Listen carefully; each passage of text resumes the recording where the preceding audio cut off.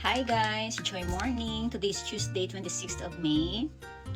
Late na ako nakabangon guys. Kaninang umaga, nagising na ako ng mas maaga. Kaso, natulog ulit ako. Busy kasi kahapon sa work. Kaya, yun, medyo pagod yung katawan ko. Pero laban lang. Take cream na tayo. Mainit din ngayon guys. Tuloy-tuloy na talaga yung pag-init dito sa Japan. Malapit na maubos tong sunscreen kong to.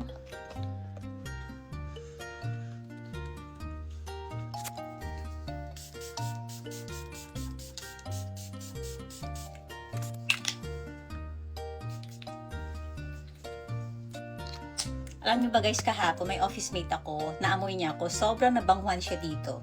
Try niyo to, Perfume Dessert Violet, super bangot na ito guys. Aba, nag-aantay na sila oh.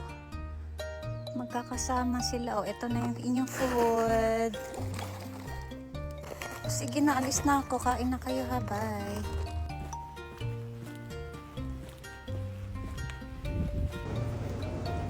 Ngayon siya mas.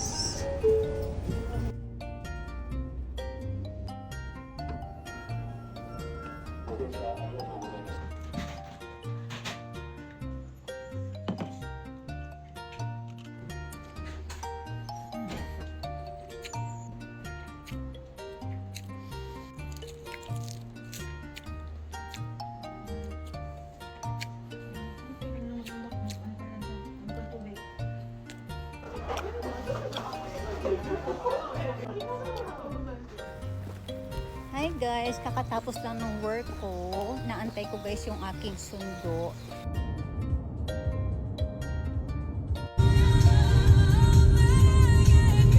Papunta ako guys sa shop kung saan ako umorder ng 12 cans of milk.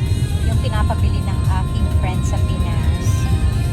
Ayan, para kaipadala ko na soon. Ang ganda ng car ng aking friend.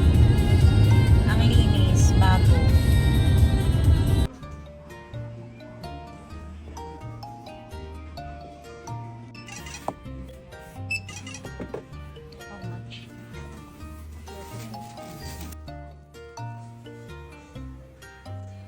Dinner, curry, and naan. Ito naman, cheese naan.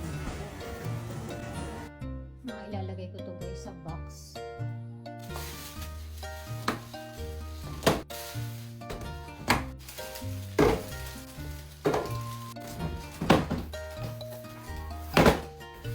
Konti na lang, mapupuno natin. Ipapadala ko na to sa Pinas.